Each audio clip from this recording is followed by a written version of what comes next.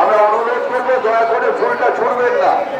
আমরা অনুরোধ করছি আপনারা যতক্ষণ অঞ্জলি দেওয়ার ততক্ষণ অঞ্জলি দিতে পারবেন, কিন্তু দয়া করে কেউ ফুলটা ছুড়বেন না।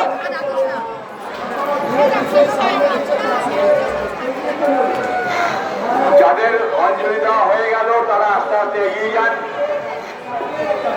জগবন্ধু মোড়ের ওখানে ভোগ প্রসাদ দেওয়া হচ্ছে, ভোগ প্রসাদ নিয়ে আস্তে আস্তে এগিয়ে যান। সামনে কেউ ফুল ছুড়বেন না, ফুল কেউ ছুড়বেন না, ফুল ছুঁড়ে মাকে অপমান করবেন না। হরে কৃষ্ণ।